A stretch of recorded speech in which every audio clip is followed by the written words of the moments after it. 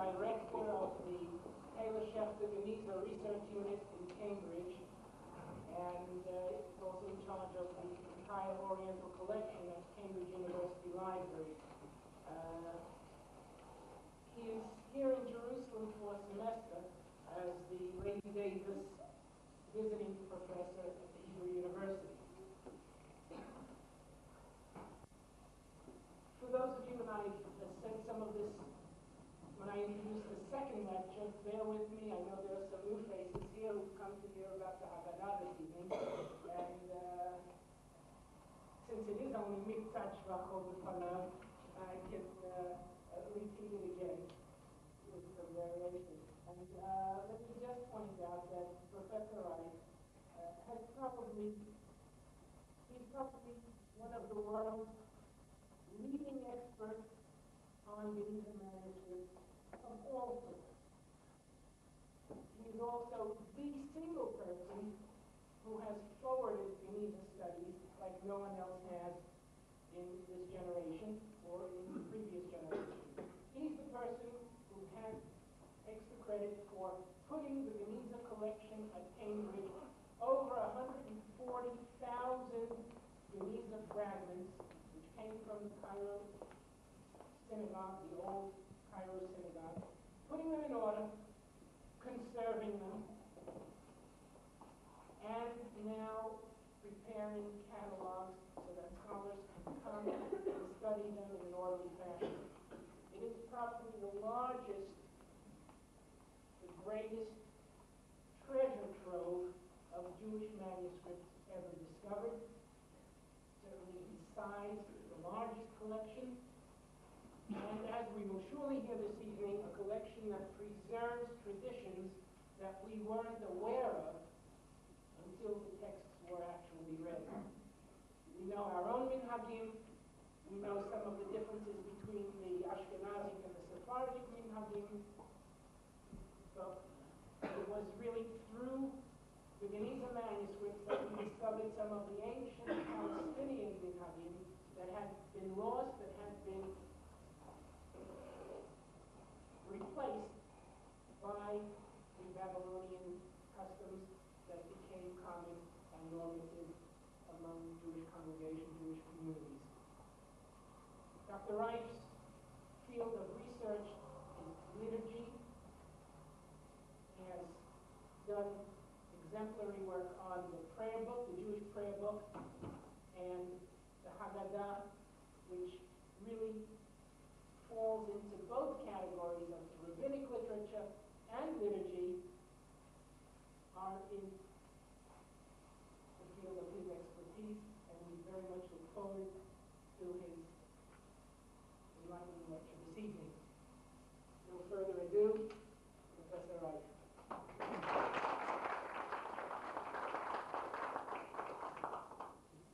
Well, thank you very much for turning out this evening. You're a very loyal group, I must say. I know that there are competing attractions. I understand there's even dynasty, or as I would prefer to call it, dynasty on the television, so that's quite something. There are always things going on in Jerusalem, and I'm therefore particularly gratified that you've all found the time to come here this evening. Can I remind you, those who were here, those who would like to hear it perhaps, what we did on the last two occasions. The first lecture I devoted to an introduction to the Geniza collection. What is the Geniza collection? Is how it came from Cairo, how it was found in the last century, and what an important part it has played in developing our understanding of what was going on 1,100–1,200 years ago in the Jewish world.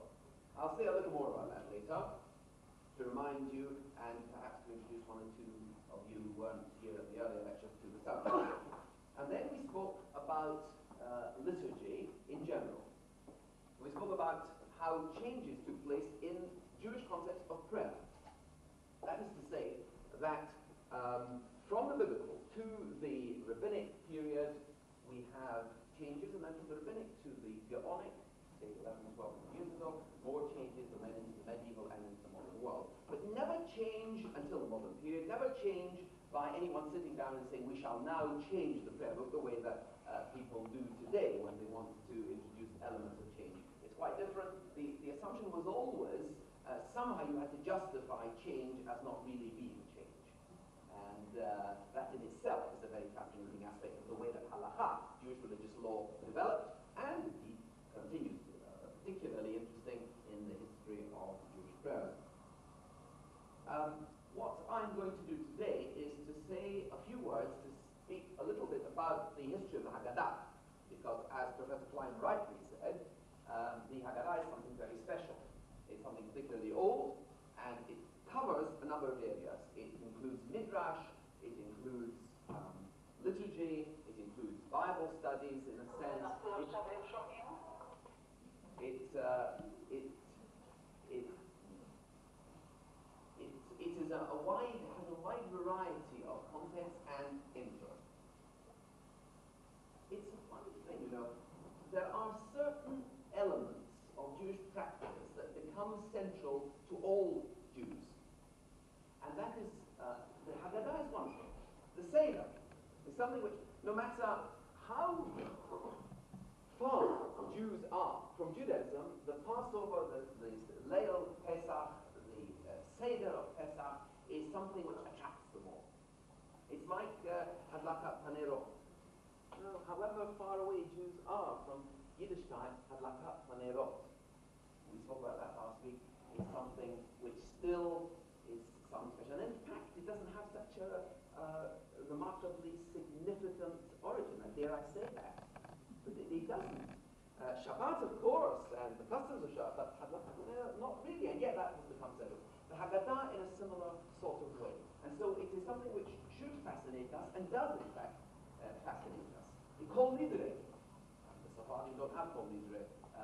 Kol Nidre is something again which, for some strange reason, has attracted generations of Jews, when in itself it doesn't really carry a great significance. Of course, the significance that it has developed is the significance that it has. So from an existential point of view, of course, it's important. What about the origins then of this very central theme in Jewish liturgy? How do we find it? Well, let's look at the Hebrew Bible. If we go back to the Hebrew Bible, and we look for Haggadah, we look for a special ceremony on the first night of Pesach, a special telling of the story with all the customs. We don't find it. That's the truth of the matter. What we find is simply that you should tell the story of Yetziat Mitzrayim. Not even you should tell the story, but you should simply say that we came out of Egypt and God brought us out of Egypt. Right? That this was a particularly important event in our history. That the father is obliged, to tell his son that. But with regard to ceremonial, and with regard to how he is to tell it, with regard to the words, all the words that are required seem to be that God brought us out of the land of Egypt with a strong hand, Yad Chazakah, Rizroah, That's all there is. And therefore, it's important to try to understand how that, as we have it today, emerged. What there is there, and this is important, what there is in the Tanakh is a mention of Chag HaMatzot, the three elements of Pesach. There is the Matzot element, that is, that it is, if you like, the agricultural element is of course obvious, which I will go into the springtime, but the Matzot as well, the idea of clearing out the old and bringing in the new, which is an element of Pesach. Hametz, the end of all the Hametz, all the old leftovers, as it were, and the beginning of the new. The Exodus from Egypt, which is, again, central, and the Paschal Lamb. The Exodus from Egypt is the historical element.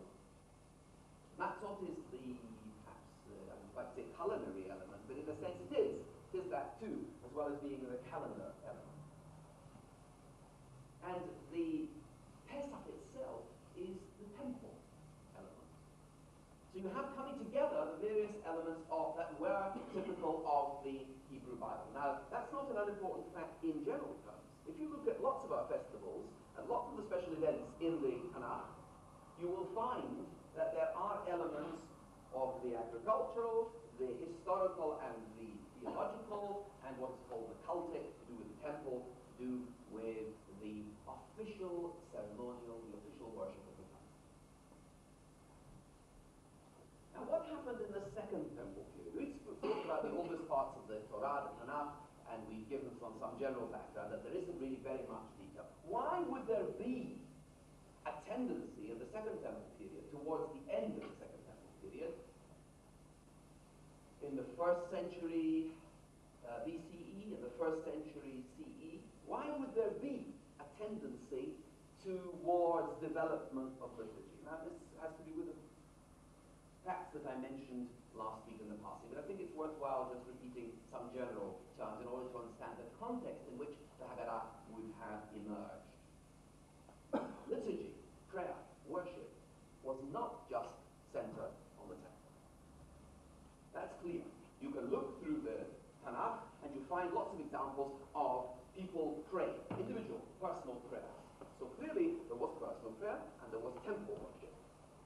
And it would seem that the temple did not contain personal prayers, and personal prayers did not contain the communal, grand, liturgical element either, until the second temple period, when they began to influence each other. Elements of personal prayer, elements of the spontaneity of personal prayer influenced the temple, and the temple, the formality of the temple, the liturgical aspect, having a very grand design, being very well organized, and having people doing formal ceremonies, that influenced individual prayer as well. But that wasn't enough. It wasn't only that. There were also developments in other fields. For instance, there was a development towards the intellectual aspect. That is to say that although learning, studying, had always been an important part of Judaism, that is the tradition of handing on from parent to child the knowledge of the religion, the knowledge of history, although that was important, it took on an even greater significance in the second temple period, and it's difficult to pinpoint exactly why perhaps the experience in the exile in Babylon had forced the Jews to stress more their identity, to stress more an explanation of their identity. Perhaps the clash with Hellenism of the 3rd, 2nd, 1st century, with the Hellenistic and Roman world. I mean, this clash is, you can only compare it to the clash of perhaps Judaism with the Western world today. The dominant culture of the Romans, of the Greeks and then the Romans, was such a culture, such a strong culture, so very widespread as the known world, so much taken for granted, that it's bound to have influenced the Jews, and they had to intellectualize, they had to explain, they had to come to terms with those ideas and turn their traditions into something that could be explained, expounded, and given some intellectual validity. Equally, in liturgical terms, different areas became significant, areas that hadn't been significant before. The synagogue eventually, but shall we say, the predecessor of the synagogue. I don't know what the predecessor of the synagogue was. We don't really know when the synagogue originated, and we don't really know why it originated, so I won't go into it. That's perhaps another series of lectures next time on sabbatical. But what we do know is that the synagogue did exist before the destruction of the temple. It's not true to say the synagogue replaced the temple. That's simply not the case. The synagogue existed before the destruction of the temple in some form or other. Shall we call it Bet Tefillah? It's easier. House of prayer. So contexts of houses of prayer. Jews coming together to worship in places in various ways at various times. That's important. That's an element. Equally, the house, the home, became an important element. You had to protect your Judaism within the home in an environment which was predominantly hostile, and therefore the home also became a kind of temple. It's been said that in Judaism, the table in the home is the nearest thing we have to an altar. Because remember how many formal procedures, how many ceremonials take place in the Jewish home. So we're bringing together here in the Second Temple elements of the home aspect, the intellectual aspect, the tendency to explain and expound, the tradition of eating together. There are not many of you who Cambridge, but in Oxford and Cambridge, they have professors sit together in the evenings in college and dine together. They put on their gowns and they march in formally and they dine together. Every evening in every college there is a formal dining. That tradition of formal dining goes back a long time in culture. And one can trace it in various ways. And Jews too, at this time, the idea of coming together and eating meals together and using the mealtime as a formal occasion, whether it's for grace before, whether it's for hamotzi, whether it's for birkat hamazon, whatever it's for, it becomes formalized. We have still elements of it on Shabbat, of course, very clearly, apart from birkat hamazon, but we have the elements still in existence on Shabbat and the Hagim. That too developed in this period. Now, can you see the way we are moving? We're moving towards all the elements of the Haggadah being represented not just in the Haggadah, not just on Pesach, but in general. And I could argue, I won't go into details, but I could argue that case to you if you force me or if any of you challenge me to point out that there are other contexts in which these things occur as well as the Seder. So it's not surprising to find that in the late Second Temple period, groups of Jews fighting assimilation wanted to get together for formal meals, to introduce these formal meals with certain prayers, which became not just personal prayers, but formal prayers, communal prayers. Not communal in the widest sense, not a grand cathedral type of communality, but a local communality. When you add to that the tradition that the Pesach, the Paschal lamb, had to be offered and had to be brought home and had to be eaten from the earliest times by groups of Jews, you can see all these elements coming together in what is the oldest surviving element of this fusion of ideas and this representation of Jewish liturgical expression. What I'll do now is just speak a little of the Haggadah here, so I can take, just as it comes, speak a little about, take some of the parts of the Haggadah here and speak a little about what their importance is and how they do reflect the elements of liturgical expression that I've just mentioned. The very first one that one thinks of is the four sons. Everybody knows that when you pick up a Haggadah, you see pictures of the four sons. By the way, one of the interesting things about the Haggadah is that it's been illustrated through the years. One of the few Jewish pieces of Jewish literature which has in it many illustrations.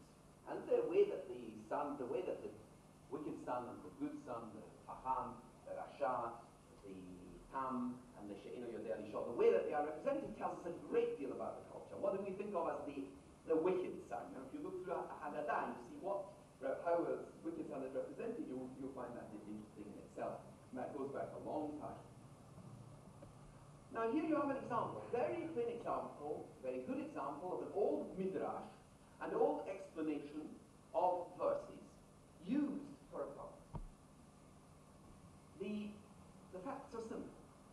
The facts are that in Shemot chapter 12 and chapter 13, and in Devarim, I think it's chapter 6, you have 4 times it says that you shall tell your child the story of Pesach. Right? 4 times. And all 3 of those times, it says your son will ask you and you will tell him. And on the 4th time, it doesn't say he'll ask you, but you tell him anyway, like a good Jewish parent. So there you have 4 examples. And typical of Midrash, and typical of Jewish interpretation, is to say, well, look, we're Jews. If the Rebbeinu Shalom, if God, in his wisdom, wanted to tell us something, he only needed to tell us it once. And being very intelligent, as all Jewish people are, with geniuses of children, that we would immediately be able to draw the conclusions for ourselves. If he tells me once, you will tell your child when he asks you the story of Egypt, then I know what I have to do. Why do you tell me 4 times? That's basically the system of Midrash. Midrash wants to explain why the Torah says more than what is necessary.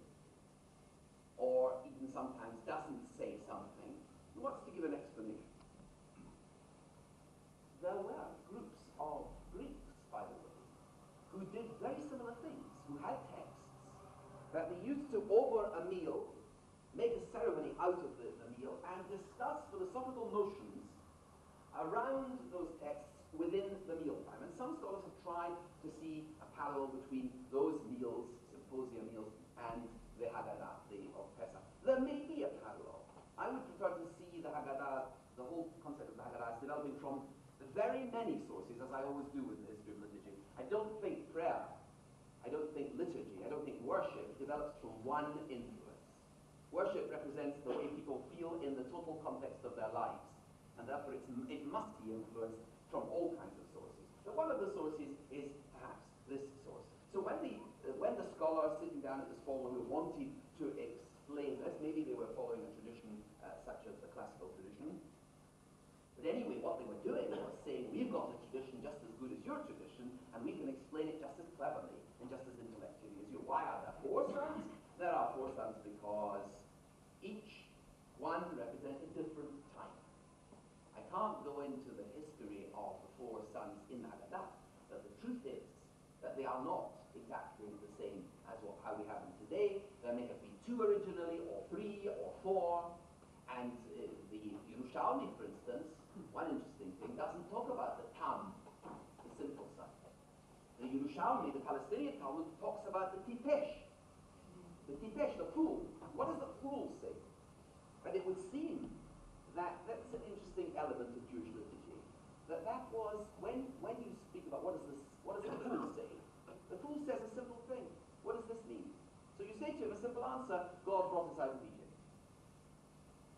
People would identify themselves in an embarrassed way and say, well, I'm also simple. I'm not a great Talmud Chacham. I don't know the whole history of Judaism, and therefore maybe I too am a Tipesh. And they would be embarrassed and perhaps negative about the whole concept. And that's probably the reason why Tipesh was changed to Tam. And even the reasons given vary from generation to generation, and they swap over. One of the ideas that's mentioned there is Ein Machtilin Acharei HaPesach Achar Pesach HaPikoma. We don't, you tell him, the wise son, if it refers to the wise son, that we don't even, after we've eaten the Afikoman, we don't go on and do other things. That's basically what Machtilin means. People are in great trouble about explaining that. The Afikoman is the Pesach, and you must tell him everything, explain everything. But there's a difficulty about what does Afikoman mean. And there are all kinds of explanations. The truth is, and it probably refers not to the Chacham, but the Tipesh, the Pshutei Ha'am, the ordinary folk, to which it is attached in Yerushalmi.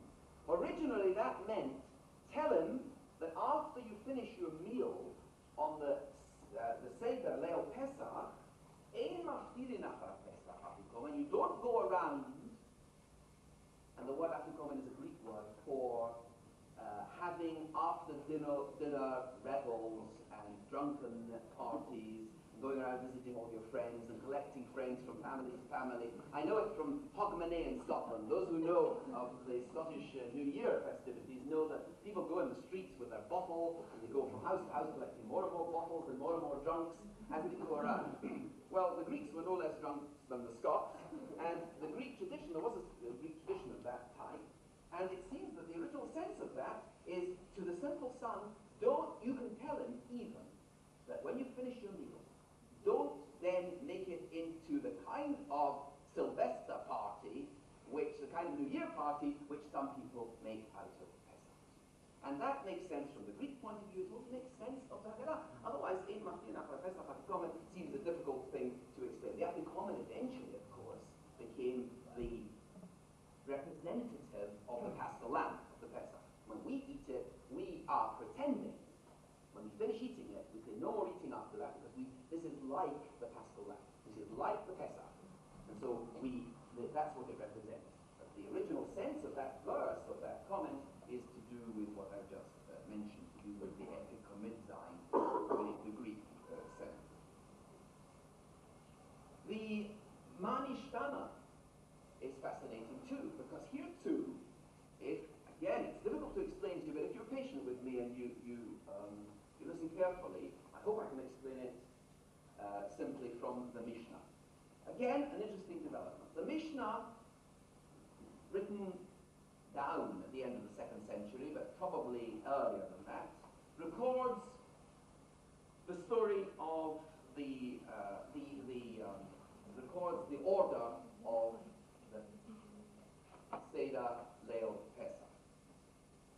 And it says, after you pour out the 2nd cup of wine, the Mishnah says, at this point, the son asks his father. We know the son asks his father because that's the whole tradition on which we base it. You should ask. The son asks his father. If the son isn't very bright, and he sees the whole meal, by the way, it seems obvious that originally the meal was served, and then the Haggadah took place. Not in the very desperately annoying way that we send our shpilkes and wait, and it's very difficult. But very soon that changed. But originally it all makes sense. The child, everybody must have seen what was going on, must have seen the food produced, must have seen the traditions of what we eat and why, and then ask the question. But very early on, this was changed, probably because once you've eaten, once you've enjoyed yourself, once you've had your sweet, you sit back and you fall asleep, and you're not very interested in telling stories, or in fact, there are stories that you might tell. At any rate, that's originally the case. Now, the son asks his father what's going on. And if the son doesn't know, doesn't have the intelligence or the interest in all this remarkable activity to ask his father, then in Aviv Melando, his father teaches him. And then it says, Manishtana Halala Hazeh. The 4 questions which are different and which we'll speak about in a moment. We understand that from an early period, this was linked with the tradition of somebody asking an introductory question about the Haggadah. Not a formalized fear caches, 4 questions, because it isn't even clear that they were originally 4, they might have been 3 or 5, but simply saying, Daddy, what's going on? Why all this kind of food tonight? Why this drink? Why so much wine and so on?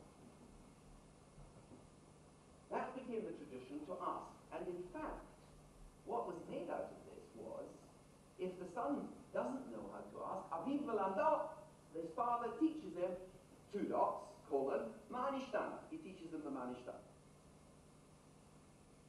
But that is very difficult, because if you take that as 4 questions, first of all, Manishtana doesn't mean why is this night different from all other nights. It means how very different this night is. So that's not a question for a start. How very different this night is from all other nights, because on all other nights we do this, and tonight we do that 4 times, right? So it's not really a question, and if it is a question, there isn't really an answer. Because we don't say, the chametz is for this, the matzah is for that, and so forth. We don't give the answer. So what actually is going on? The truth is, you have to read the Mishnah more intelligently, and the Mishnah reads as follows. Just read the words, exactly the words. Then the son asks his father, and if the son doesn't have the sense to ask, his father explains to him why and which way, how this night is different from all other nights, in that on all other nights we eat chametz to matzah, tonight only matzah, in that on all other nights we eat all kinds of vegetables, and tonight only bitter ones, and in that, etc. So he simply, Aviv Melando, Manishtana, his father teaches him how different this night is, and in what way it is different. But again, very interesting that this became formalized. The tradition of asking was an old tradition. If you start asking everybody to ask in their own way, then it's difficult. Ask the child, now ask. What shall I ask? It's much easier to teach him a formal recitation of, he stands up and he says, Tate, whatever it is, I want to ask you 4 questions, and then he goes off and asks you 4 questions. So that in itself is an interesting development, because it's a formalization. You're making a formal statement out of what originally was simply a desire for a general questioning. Because general questioning, it becomes difficult. Then once you've made that formal, what do you do about the general questioning? Well, then it becomes a tradition to to discuss things and to raise questions, so that the bright people can indeed still raise questions. I see we're moving on, time is moving on greatly, and I haven't even shown you the slides yet, and we haven't even got to the Geniza period yet. This is what happens when teachers enjoy what they're doing. Let me say one more word about the Haggadah and about the basic content of it. The basic content of the Haggadah was about the Manishtana, round about the Manishtana, with regard to the four sons, midrash, explanations of the passages in the Torah dealing with the Yetziat Mitzrayim, with the Exodus from Egypt. And that, in its essence, was the original form. Then, during the Amorite and during the Talmudic, during the Gaonic period, all kinds of additions and accretions took place. To such an extent that eventually the Gaonim, the scholars of Babel, the scholars of, particularly of Babel, regarded the thing as having got out of hand. And just as I said last week, and in my first lecture, that there was a tendency to stop the uncontrolled expansion of Jewish liturgy, is happened also in the Haggadah, and we shall see examples shortly. Before I show you that, another word about Rabbi Gamliel. There is a statement in the Mishnah, in the name of Rabbi Gamliel, which says that Rabbi, we're dealing again with the period of the Mishnah, which is the end of the 2nd century, so we're dealing with the previous century, that there was a tradition which said, by the way, Rabbi Gamliel was one of those people who tried to lay down very clear directions for the liturgy. He wasn't having it that people should daven the Amidah with 3 or 6 or 9 or 12 berachot, but he said categorically there have to be 18 berachot. Others argued, no, they don't really have to be 18, as long as you get the essence of the 18, and then if you have a person who's compromising, those who know that tefillah very well can daven it properly, others less, and so on. But Gamliel was an interesting character. One could tell lots of stories about Gamliel. He was one of those great organizers of people that we all come across all the time, and we like them when they're ourselves, but we don't like them when they're other people. Rabbi Gamliel said, whoever doesn't mention these 3 things, you've got to mention Pesach, Matzah, and Maror, and you've got to mention why. And that's all familiar to you. The Paschal Lamb is because we came out of Egypt, God passed over the houses of the Jewish people in Egypt when he killed the firstborn of the Egyptians, houses of the Israelites. The Matzah, why? Because they didn't have time when they came out of Egypt, the Matzah to rise, and the Maror because of the lights. Fine. Why is he making such a big fuss? If you don't say these explanations, you're not doing the right thing. Whenever you come across in Jewish sources anything like that you've got to do the following thing, or whatever, you know that other people are not doing it.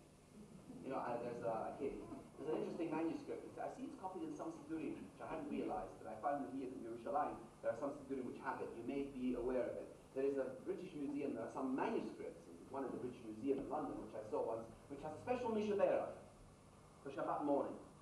And the Mishaberach says that he who blessed our fathers Abraham, Isaac, and Jacob, may he bless all this congregation on condition ba'avur sheyishtaku bizman tefillah. So on condition that they keep quiet during the daven. So you have a bracha, a blessing, on condition that people keep quiet. Why do you need such a blessing? Well, it's obvious. So nowadays the rabbi will stand up and say, it's intolerable, and you won't have this. In those days you simply said, right, the Mishaberach applies to those who keep quiet. If you don't keep quiet, the Mishaberach doesn't apply to you, so you don't get blessed. So equally, when Rabbi Gamliel says something is going, when Rabbi Gamliel says, I want you to say these reasons, you can suspect there are other reasons. And here we're in the realm of speculation. But it has been speculated, and it seems to me to make sense,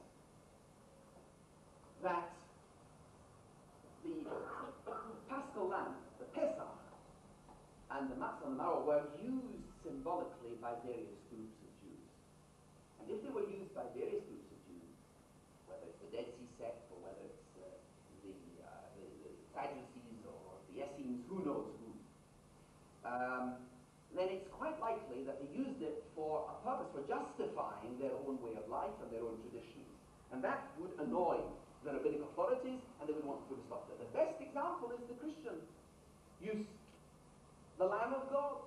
It's quite clear that the lamb concept, the sacrificial lamb, the lamb of Pesach, the paschal lamb, Easter time, Pesach time, and so on, is quite clear that that's something which was used by the early Christians, by the early Jewish Christians. They wouldn't bother about anything else if it was a different group. But if it's a group on the edge, it bothers you very much.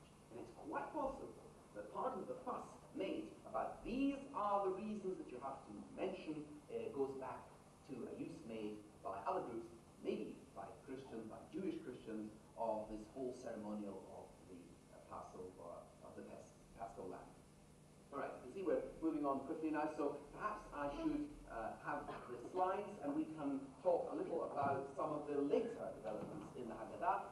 Without the background, it's a bit difficult to understand these, so I hope that now it will be clearer what is going on. A quick summary of the story of the Geniza for those of you who were unable to be here on the last two occasions. The real story of the Geniza we owe to this man, to the son of this man. This man is Shneer, is the father of Shneer Zalman Shechter. This is Solomon Shechter's father, who was in Romania, a shochet, a Chabadnik, Chassid, living in Romania. If we go on to the next one, you'll see his mother. We are dealing with people, scholars. Sometimes people forget that the great scholars, some of the greatest 19th century Jewish scholars came from Hasidic backgrounds. A very interesting phenomenon. It deserves a lecture on its own. Don't worry, I'm not giving it now. And here is his mother, his father. This is the Solomon Shechter that we spoke about, as the one who discovered the Geniza and brought the material to Cambridge in 1897 from Cairo. Yeah. Here he is, there he is, Solomon Shechter, with his Cambridge gown, you see, but still with his Hasidic beard. Yeah. Solomon Shechter went in 1897 to Cairo. Here is the old area of Cairo. Those of you who visited it will recognize this old area. The synagogues are there, the older synagogues, some of the older churches, the Coptic churches are there. And this area of Cairo, he went to in 1897, and there he persuaded the chief rabbi of Cairo to let him take away the whole collection, 140,000 fragments, from Cairo to Cambridge. Some other 60,000 fragments have made their way to other centers. Yeah. Here is the rabbi of Cairo, a Tunisian, North African, who was the chief rabbi of Cairo at the time, Rabbi Aaron Raphael ben Shimon, to whom also we owe the Geniza collection, because had he not allowed Shechter to read it, who knows what would have happened to it between 1897 and today. Would it have survived? Somehow, maybe the man had foresight. It's difficult to know why he allowed it to go, but maybe he believed that it was safer elsewhere. Certainly, every little fragment is preserved in Cambridge today.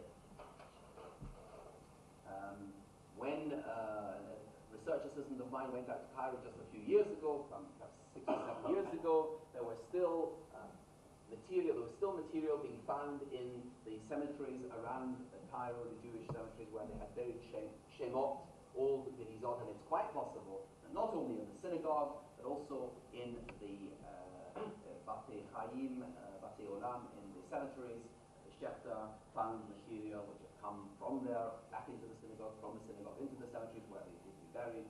But again, the dryness of the climate, the dryness of the earth would have preserved these. So the story is even more complicated than otherwise told. Yeah. Here they are preserved in Cambridge University Library today in these special, each one of these volumes, specially preserved with covered in plastic, and each volume, each case, the case is in a controlled temperature, controlled humidity, special area, so that we can protect them, we hope, at least as well as they were protected, probably better, I imagine, than they were when they were lying in the attic of the synagogue of Ben Ezra in Cairo for as much as, perhaps as many as 1,000 years.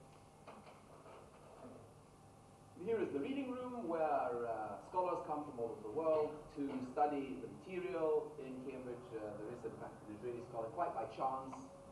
Some of you may recognize him. That's Professor Shlomo Morag, who works on the history of Hebrew language and has used the Geniza material for that purpose. The Geniza material, as must be obvious to all of you by now, has been used for almost every purpose of scholarship. Okay, we are now moving on to some examples of prayers to do with Pesach. Since we're coming up to Pesach, just let's remind ourselves of what this looked like 1,000 years ago. What did the prayer book look like 1,000 years ago? There are elements which are recognizable immediately, and there are elements which have changed. First of all, very often what is left isn't very clear. This is a remarkably clear one. But here you see the prayers for Pesach, the Musaf for Pesach, Melech Rachaman, Rachem Aleinu, Tov Umeiti Vidarish Lanu, right? Shuv Aleinu. Now there's an example. Aleinu for Eleinu, which is an example of the interchange of al and el in Hebrew, where they were not quite so fussed in the liturgies of that time if the words were altered within the general context. Now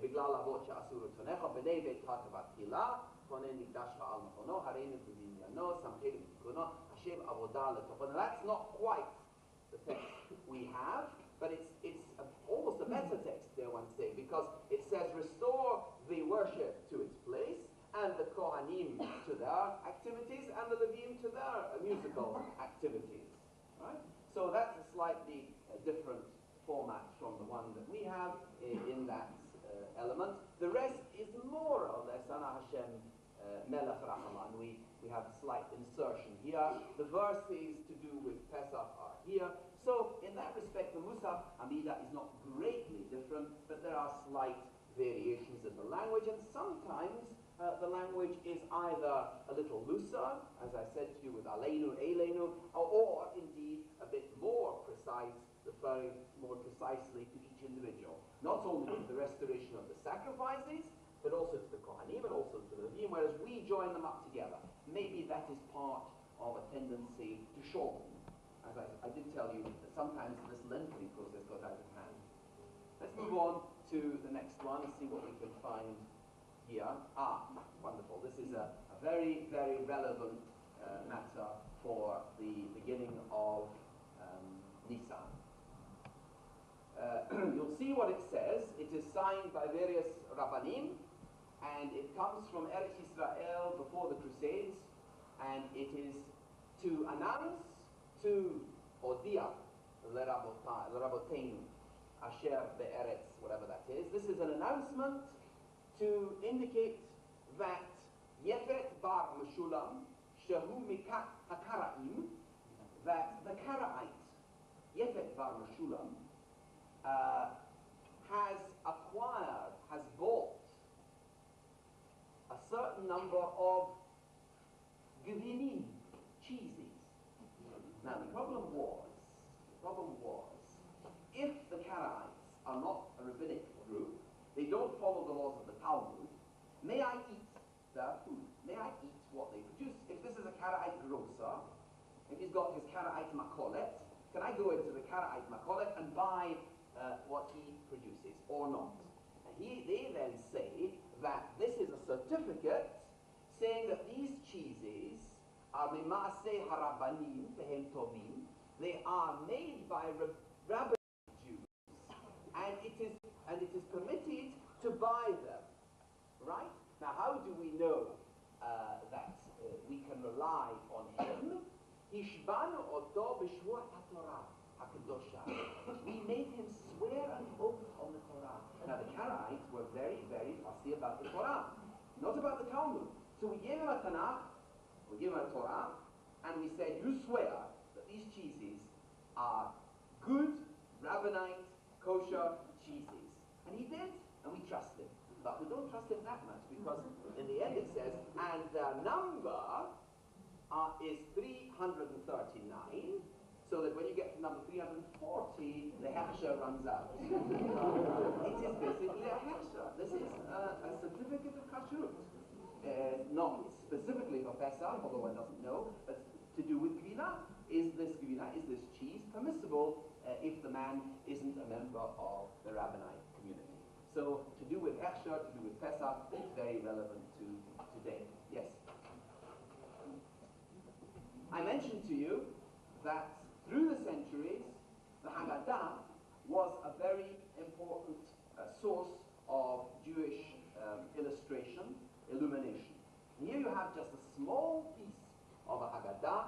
You recognize it immediately. Davar acher, biyad chazaka shtayim, ubezroa nituya shtayim, and so on. The different ways of adding up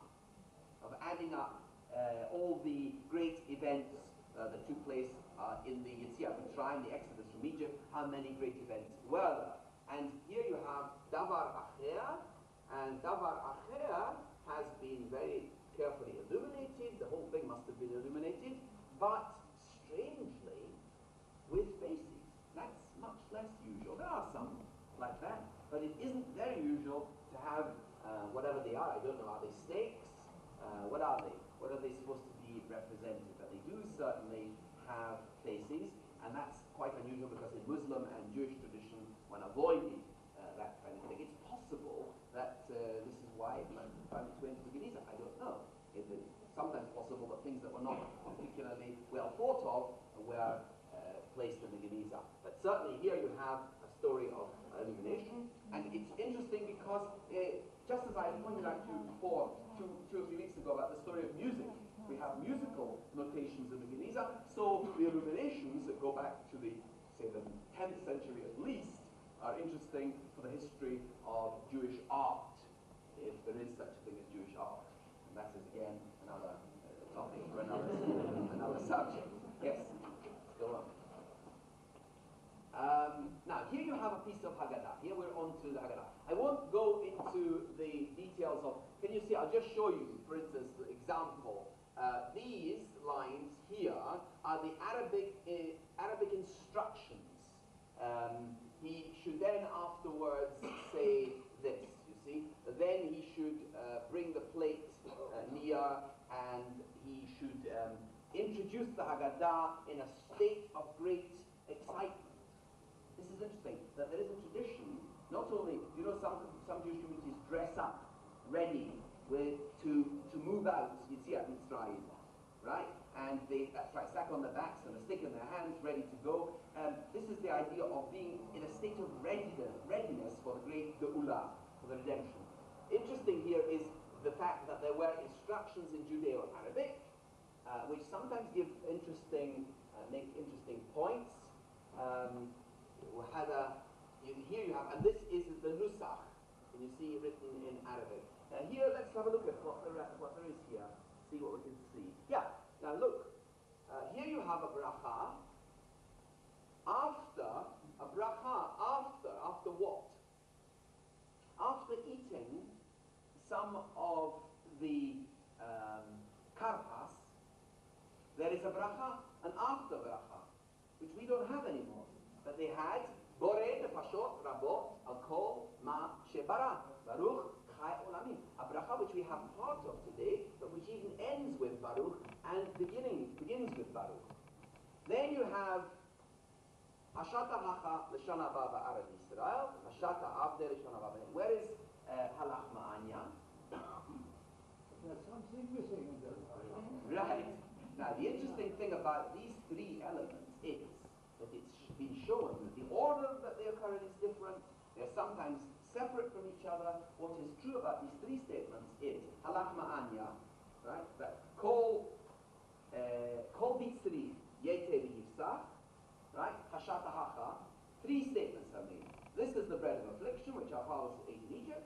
The second one, anyone who wants to have Pesach should come and have Pesach with us. And the third statement, today we are in exile, next year maybe we'll be free in Jerusalem. These three statements have no relation to each other originally. Halach ma'anya is an introduction with every bit of good sense. It was probably in this Haggadah said earlier. This is the bread of oni. There are at least three explanations of what that means. What is lechem oni? The bread of poor people, really possible. Secondly, it could be terrible bread.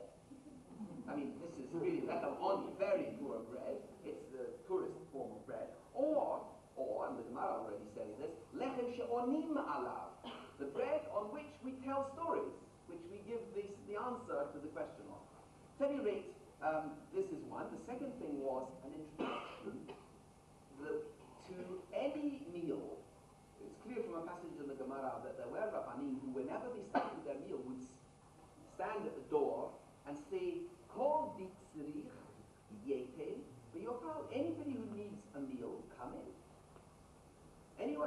would come in and they would invite people to join for a meal. So that was just Jewish hospitality.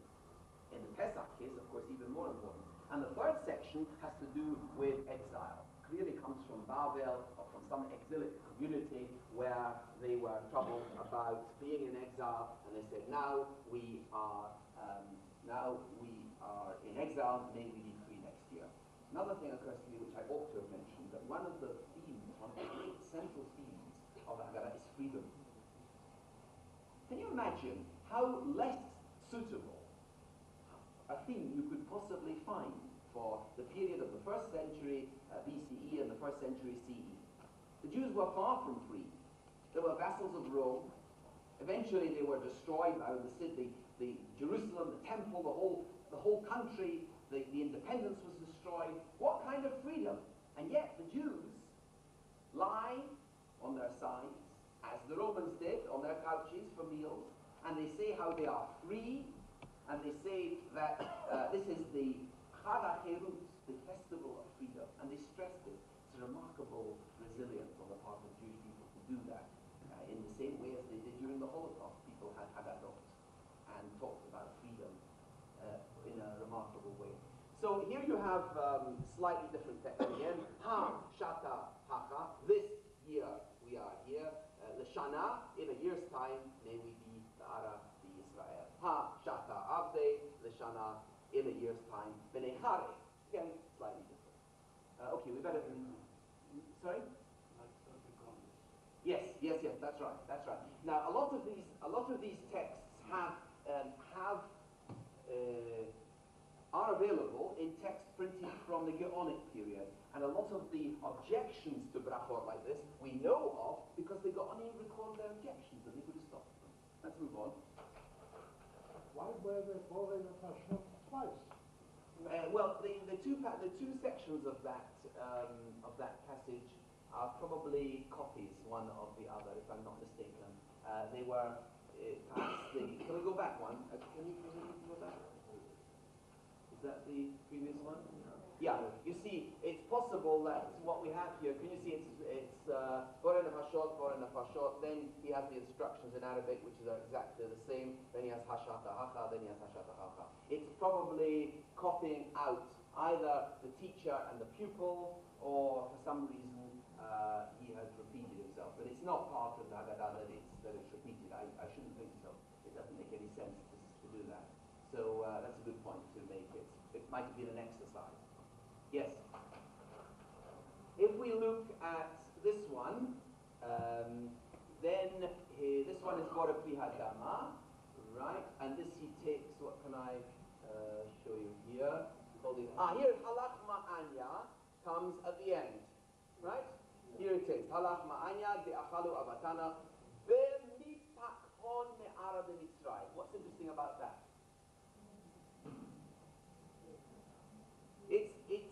What's our text? Halach Ma'anya de Achalu Avatana Be'ara b'Mitzrayim, right? Here you have a more precise version of that, where very nicely actually says the categorical statement, makes the categorical statement that you should make. This is the bread of affliction, the old bread, the poor bread, whatever, that our fathers ate when they came out of the land of Egypt. And then he says in Arabic that then you should fill up the child from the company should ask questions. That's actually not the continuation of that. You have to turn it the other way around. And this is to do with the various kinds of vegetables which are served. And interestingly, these are not the vegetables that are talked about at the moment. Karpas is the one that's talked about. This is Bora Pri Hadama. And then he should break it up and give it around to everybody, and each person should make a bracha. So that, again, like we have in our Haggadot English instructions, so they have Arabic instructions, slightly different texts, slightly different orders. Yes, let's go on. What have we here? Yes, this is Kiddush. I don't know if any of you remember this. We spoke last week. We spoke last week about the ending in Eretz Yisrael, not Mekadesh Yisrael v'hazmanim, but Mo'adeh Simcha v'hazmanim u'mikrei kodesh. Right? So you have a slightly different, more expansive ending for the Kiddush as you had elsewhere. That's fine. Shechianu, that's fine. But look at what comes next. There's another bracha, which is probably less familiar to many of you, which was a subject of heated debate for a century or two, perhaps 3 or 4 centuries during the Gaonic period. Baruch atah Hashem Elokeinu melech haolam, she'asa nisim la'avoteinu b'zman hazeh. Now, that's interesting because when you think about it, if you make a bracha she'asa nisim for Hanukkah and she'asa nisim for Purim, it should really be only logical that you make it for Pesach. Right? Because Pesach is the great Geula. Here you have a people totally enslaved who come out from Egypt and who make it to the Holy Land, who become free people, and there was therefore a tendency to insert She'asa Nisim L'Avotenu. Here you have it. And it's there, She'asa Nisim L'Avotenu. But the Geonim objected to it. They argued this wasn't the purpose of that bracha. It doesn't relate to it, and therefore, eventually, that disappeared completely. But there they are, the brachot. The ending is an Eretz Yisrael ending from the 10th century. The tradition, in spite of the Babylonian Geonim, in about the 10th century, the tradition still carried on to recite that particular bracha. And there you have part of the Haggadah. We haven't now got time to look at all the details, but you can immediately, or just look at the one. Baruch Shomer Haftachato. Interesting. What does that mean? Baruch Shomer Haftachato Shel Yisrael.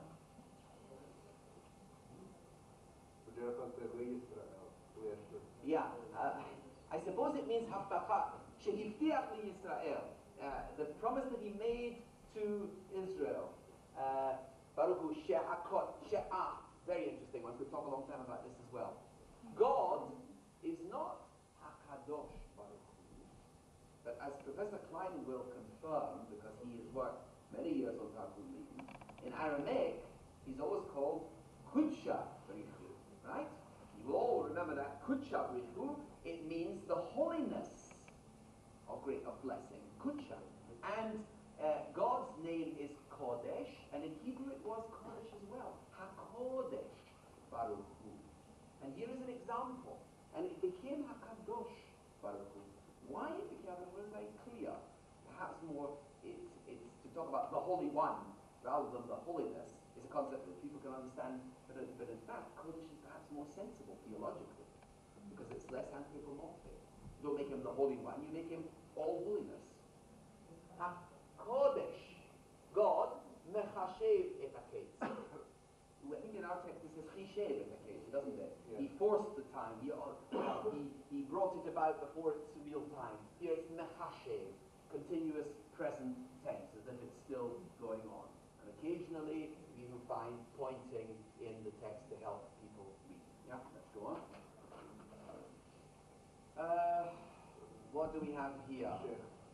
Here we have the other side of this, which is the Yom Tov Mikra Kodesh Hazeh, et Yom Hagamatzah. This is the Kiddush again.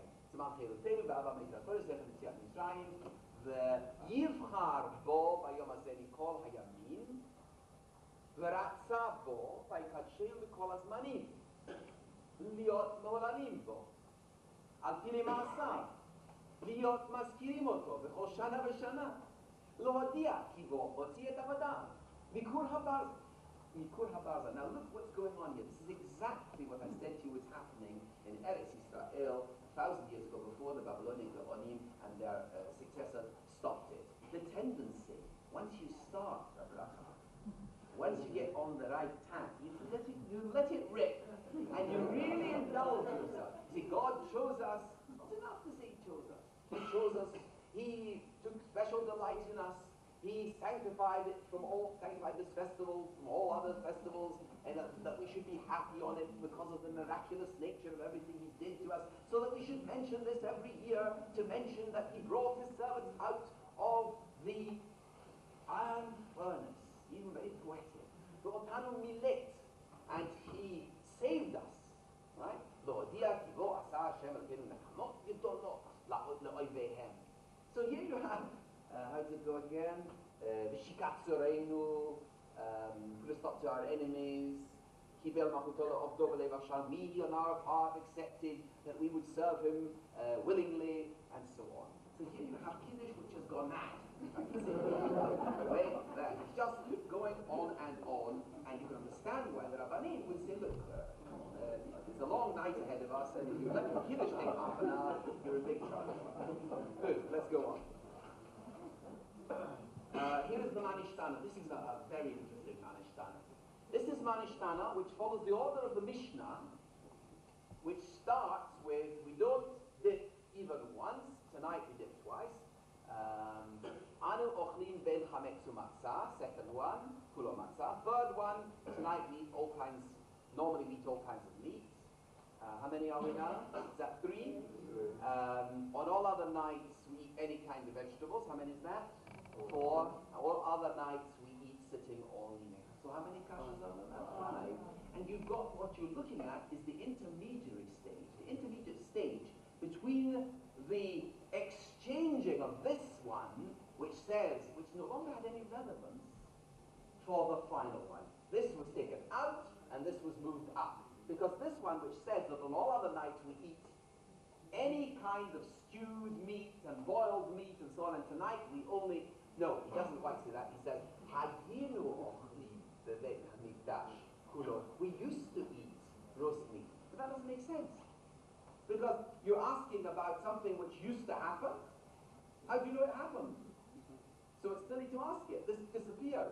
Although it's the original one in the Mishnah, but it didn't make sense. It came from the temple period. But here you have the first thing in Jewish liturgy. If something doesn't make sense, you don't drop it, you change the word to make sense. Right? The conservative prayer book, because American conservative movement doesn't like the idea of the restoration of sacrifices, theologically, so it doesn't say Shenase, Venakli, which we will one day again offer up on the altar. It says She'asinu v'ikravnu, which we once offered. Right? And that satisfies them theologically. So here too, they were not happy about saying, why tonight do we eat roast? We don't anymore. Why we used to. That's the first thing. Eventually, of course, it is lost. It is dropped out, and this one moves up. So you see the process going on. Even more interesting, I spot as I look at this. Very interesting for you, Michael. Ma shno leila hadei b'kol leil bata.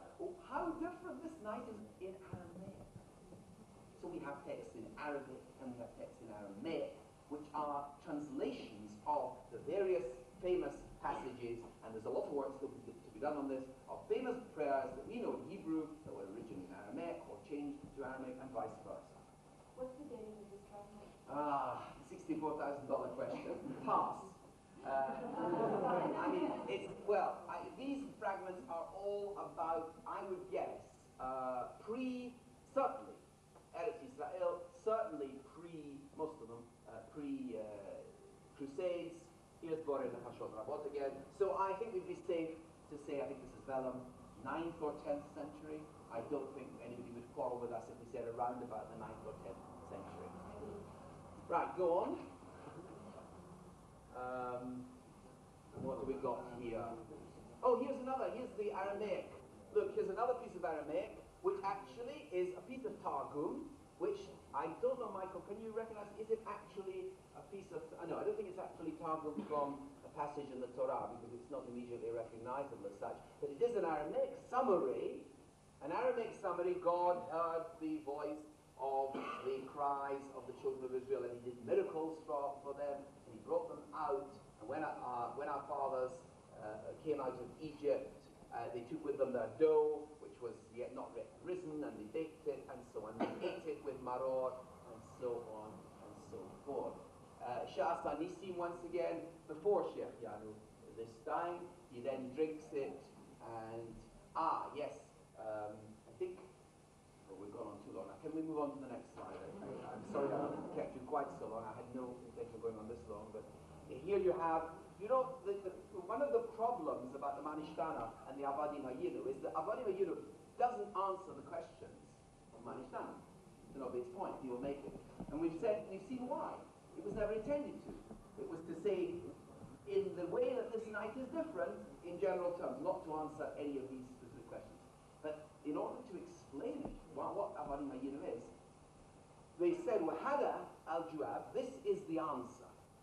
It's not obvious that this is the answer when you say Avadim Hayinu. So the Judeo-Arab, so the Jewish communities of the East always introduced it that way, and those of you who remember Yiddish Sidorim will remember that they said that your grandfathers used to say, when their parents is annoying. And the explanation is as follows, and which is exactly the Arabic, and this is the answer. Avadim Hayinu. So this is not part of the text, but this joins the two. Yeah, let's move on. Very interesting fact. You know, we wash our hands 3 times at the Seder. We wash our hands originally before the eating, very, very early on, after Kiddush. We wash our hands and there is no bracha. We wash our hands for the meal and there is netilat yadayim. We wash our hands after mayim achronim, just rinsing off your hands. In the Gaonic period, here is evidence of it, they had 3 brachot. Al rechitzat yadayim, al shtifat yadayim, and al netilat yadayim. And they used the 3, each one of these brachot, for a different washing. It's wonderful that Hebrew has, of course, lots of words for washing. One immediate problem that everyone who learns Hebrew from English has got a great problem, because in English, since the English don't wash very much, they only have one word for it. People in the East washed a great deal because it was hot. English was too busy keeping warm. But in the East you washed a lot, and there were different vocabularies for this. The chitza yadayim, shtifa yadayim, later netila yadayim. Again, that was put a stop to. Yeah. Here you have what have we got here? Interesting. He should say 2 brachot. On the broken piece of matzah, the half piece of matzah, he says hamotzi, and on the whole piece of matzah, he says alachilat matzah. Bet you that's something you haven't heard of. On the half piece, he says 1 bracha hamotzi, and on the other piece, he says alachilat matzah. That's part of a problem, a controversy about what the bracha for matzah should be. Should it be hamotzi lechem min haaretz? Should it be alachilat matzah? Should it be both, the way we do traditionally today? Or should it be a compromise, as it is here? And here even also there's a bracha for eating the 2 together. You know, we put matzah and maror together. We make a sandwich out of it. We say zecha lemikdash kehilel. There was a bracha. Then he takes, in Arabic, Tuma, yeah. He should then take the matzah, maror, v'yakul, and then he says, Baruch atah Hashem Elokeinu melech haolam, asher kirshanu b'mitzvot v'mitzvot, al achilat matzah u'maror. Together. Right? Interesting. Go on. Is that it? Good. Come out of the mics.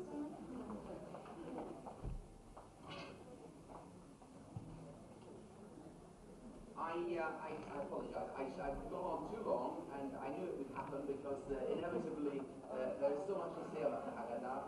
But by way of summary, it's clear that the Haggadah contains great riches, not only for the history of liturgy, but for our understanding of ourselves and how we develop.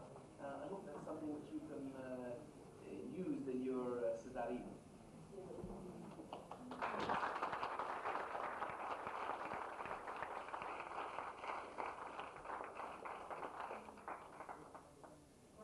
I can guarantee you that there's no need to apologize, and that way you did enjoy every moment of it. Okay. Before Professor Reif answers a few questions, let me just a word from our sponsors away. 2 things. First of all, there were some people in the audience who were recording, and I just please ask that you use it only for personal use. If you are recording it only for your own personal use and not for public hearing of any sort. The other thing is, let me just bring to your attention that we do have another program, the Passover Haggadah, Midrash and Music, by Rabbi Moshe Zilberstein. It's a 2-part lecture in 2 sessions, and one will be on Tuesday evening, April 4th, and the following Tuesday evening, April 11th at 8 p.m. Here at the college. So you're all Discussing, the other one is education. The Mishnah says the Tana ben Sharei David that Midat Abed Abid Melamdo should be read in parentheses. And therefore the Manishtana follows on the Khan Abed Shoel Abid Manishtana Alwazeh. So that is my position. The other suggestion is this. How do you know that Raman Gamliel of Omar that this is the grandson? I would suggest it's the grandfather, particularly as he mentions Pesach, which in his time is still of actuality in the temple faith. Yes, it doesn't make a difference which Ram Gamliel it is to the fact that it was an issue of some theological difference. Absolutely, yes. Have you noticed that compared to the Nusach being done by the Rambam? Because there are differences between the Ashkenazi Haggadah and the Rambam, because it's and what he uses in the Chilton puts it all together. I suspect it's some reason closer to the Rambam than the way we have These today. texts? Yes. Oh yes, of course they are. Of course they are. These texts, well, they are and they aren't. They are closer to the Rambam than in some respect you would expect them to be, because the Rambam is closer in time and geographically and chronologically. But there are elements of all our tefillot which come from Eretz Israel, which have been preserved in the Ashkenazi tradition, as I spoke about last week. I'm trying to think if there are examples in the Haggadah as well, which I can't think off the top of my head that there are, but there might well be, so I would be careful. I would say initially my first response is to say, yes, you're right, that they're more in common with the Rambam, but one would have to be careful because the Rambam's tradition was the Babylonian one, or a North African one, and many of these texts, if not all of them, were Nusach Eretz Israel, which is less familiar. How at a Seder in Cairo, is it likely that people sitting around the table all had text, or was there a single text there, or was there no text? As early as the 9th and 10th centuries, it would seem that texts were a rarity. I'm sure they were a rarity. That only certain Sofrim would write out texts. The whole fact, the interesting fact that the Siddur did not exist, virtually did not exist before that time, clearly indicates to us that most of the traditions were orally transmitted. But one would guess that as with Piyutim and other such texts, Midrashim, that certain scholars, certain composers, writers would write down for themselves occasionally some text to remember. But we have to bear in mind that the idea of writing because we can't remember is a modern phenomenon. That you only have to go into a Sephardi synagogue and hear someone saying 20 pages completely off by heart, who is leading the tefillah, to see that the tradition of remembering things by heart was one that until we had, until perhaps this century, was a very common one. So they knew things by heart, but occasionally they would write them down. And my own theory is that in the 9th or 10th century there became a kind of explosion of writing. And this is a great deal of the development of Jewish literature. I would say that the Haggadah developed in that respect. It was in a sense also a negative development, that as soon as you saw things written down, that created animosity towards them. If you had your own Seder, you said a bracha, 3 brachot, you added, okay, you add it once. But if you do it, and you record it, and it's copied, then people begin to say, now hang on. Chatpa means it's said. If you do it once, it's alright, but if you start to make copies and everybody does it, then everything gets out of control. So in a sense, it carried with it, by writing it out, it carried with it the tendency both to make it official and also to object to certain elements. How does these Haggadahs compare to, say, those of B'nai Israel from India or other known Eastern Haggadahs? I don't know enough about the B'nai Israel Haggadah to comment on that. There are certainly elements of it that you can find elements of it in the Sephardi Haggadah, in the Oriental communities, Edom and Mizrach, that have many of these traditions still recorded, and others that don't. Remember that the Edom and Mizrach tend, in general, to follow the Minhag Babel, the Babylonian Iraqi tradition, and therefore the Nusach Eretz Israel was abandoned in favor of that one. So you'll find less common elements. Was there anything found either in the Haggadot or adjunct material for the community of Cairo that was in Mitzrayim? Was there any comments about That's a very again, it's too complicated to go into, but you've touched on a very important thing. Do we have the original North African Egyptian tradition of, say, Saadia? Was Saadia, when he left Egypt and went to be the head of the academy in Surah, did he bring with him Egyptian traditions and incorporate them into his prayer book? There is probably something in that, but we don't know enough yet about the Nuskha to work it out. But when we can start cataloguing all the liturgical fragments, I suspect we'll come to something new. Yes, sorry. Do any purity the texts? At the end. Yes, there are a few. Team, I should have shown you an interesting one. Echad Miyodea, you mean the ones that we have? Yes. There are some. The question is, I'll tell you the story of which summarizes the problem. Echad Miyodea occurs in the Geniza text. Very strange, a slightly different text. And of course, when it was discovered by a Jerusalem scholar that I know very well, a few years ago, he immediately published it and said, aha, the theory about Echad Miyodea being a translation from a German fairy tale, a German fairy story and poem is nonsense. Here you have it in an Oriental community. And there were objections to that because they said, no, it doesn't prove anything. This text may be in fact 16th century and not 11th century, and therefore it was copied in the Oriental communities from the Ashkenazi communities. You can never tell in liturgy who's copying whom. And therefore, most of the Piyutim and the songs and so on come later. They are developments of the late Middle Ages. And you don't find them in the earliest text. What you do find is a Shira and a Hallel, of course. The Hallel and the general Shira, the official song of praise. I don't know. I haven't. No, not in the Geniza texts, but that may be earlier than probably the others I've mentioned. I can't off the top of my head date it. Yes. I apologize that you've covered this in previous lectures. My question concerns whether or not some of this material ended up in Leningrad, and has it been unavailable, or is it currently available, or will it be? Yes.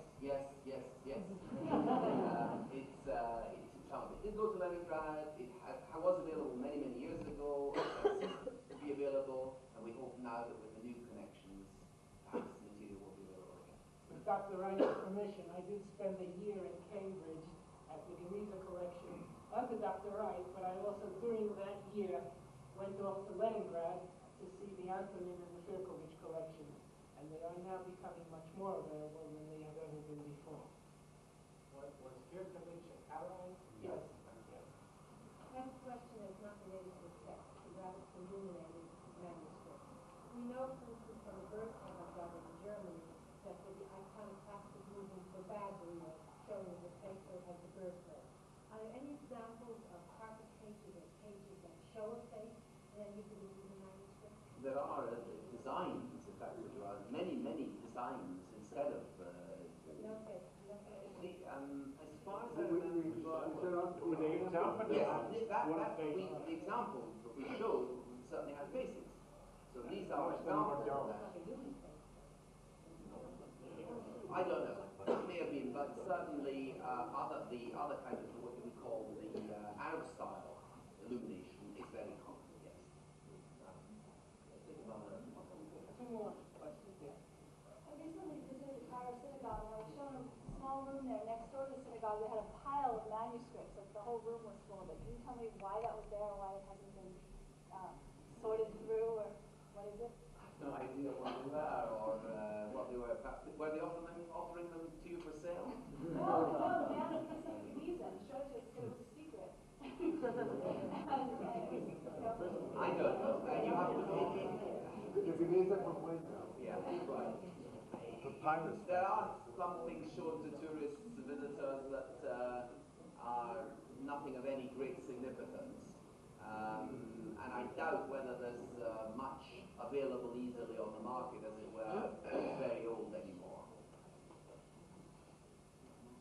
Last question. Are there any fragments of Yaret Hagadot in the Cairo Geniza?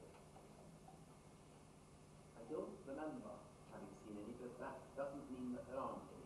It's because I haven't been looking. If that the 2 or 3 articles that I've seen on Karaite liturgy actually mention anything about a special Haggadah of the Karaites and whether there's any representation of it at all. So I really, the answer is I don't know. And when we have to see whether, I mean, they remember that the Karaites are the literalists. So if there is any telling of the story, it would have to be very literally the biblical account. Their traditions do not include rabbinite comments. And liturgy is predominantly, if not all, liturgy is biblical verses. So any story would have to be biblical verse after biblical verse on the subject. Thank you very much. I don't want to say how fast